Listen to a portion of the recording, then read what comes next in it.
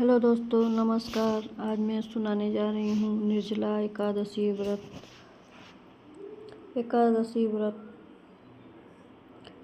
निर्जला एकादशी व्रत रखना जरूरी है। इस साल यह व्रत 6 जून को है। जेठ शुक्ल एकादशी के बिना कुछ खाए पिए विधिवत निराजल उपवास रख विष्णु भगवान की पूजा अर्चना करनी चाहिए। जीवन के सभी पापों से मुक्त और मोक्ष प्राप्ति के लिए लोगों को निराजल व्रत रखना चाहिए। जरूरी है कि इस साल व्रत 6 जून को है। धार्मिक मान्यताओं के अनुसार जेठ शुक्ल एकादशी को बिना कुछ खाए पिए विधिवत निराजल उपवास रखकर भगवान विष्णु की पूजा अर्चना करने से सभी जीवन के पाप खत्म हो जाते हैं। इस भक्त मोक्ष प्राप्त होते हैं। विष्णु भगवान लोक चले जाते हैं और जन्म मरण के बंधन से छुटकारा मिल जाता है।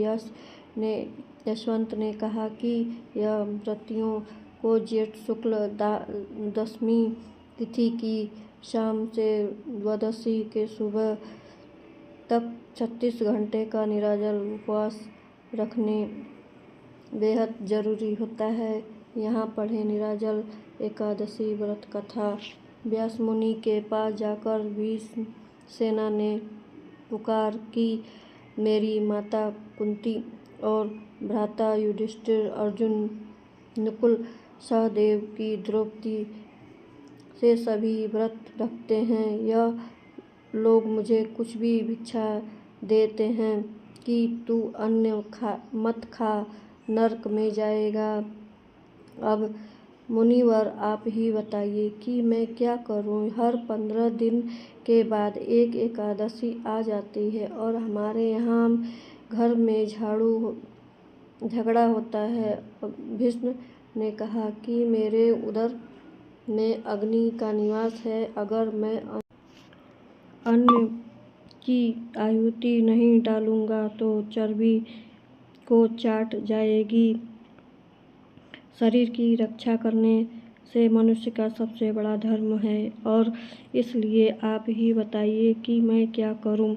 कोई ऐसा उपाय बताइए जिससे सांप भी मर जाए और लाठी भी ना टूटे। उन्होंने बोला कि ऐसा कोई व्रत नहीं है कि जिसे साल में एक बार करना हो और मन में व्यवस्थित का नाश हो सके। 24 एकादशियों का फल मात्र उस व्रत से मिलता है। व्यास जी बोले, जेठ शुक्ल पक्ष की एकादशी का नाम है निराजल। इस व्रत में ठाकुर जी के चरणोदिक वर्जित नहीं है, कारण यह अकाल मृत्यु का हरण करने वाली है।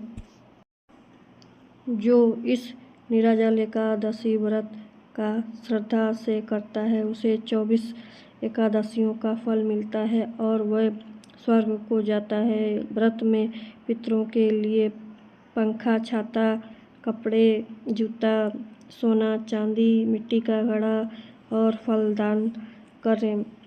मीठे जल को पानी पियाएं। कुछ मुख में ओम नमो भगवते वासुदेव नमो का जाप करें। यह श्रीमद् भागवत पुराण का सार है।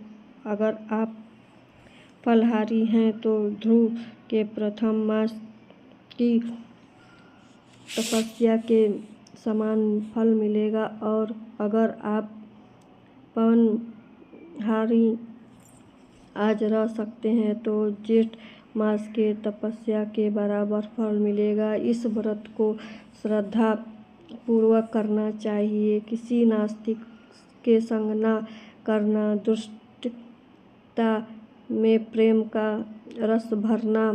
सभी को वासुदेव का रूप समझकर नमस्कार करना। किसी भी अपराध करने वाले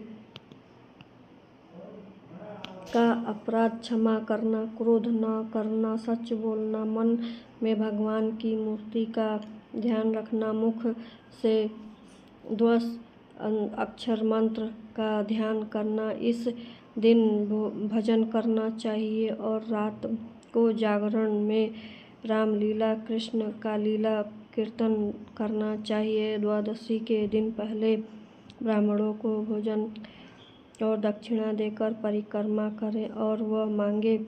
ऐसी श्रद्धा भक्ति से व्रत करने वाले को कल्याण मिलता है। जो प्राणी मात्र को वासुदेव की प्रतिमा समझकर उसका मेरा कलम लाखों प्रणाम के योग्य समझते हैं। निर्जल एकादशी व्रत कथा सुनने से आंखें खुल जाती हैं। प्रभु घूंघट उतार मन के मंदिर में दिखते हैं। इस एकादशी को भीष्म सेना एकादशी भी कहा जाता है।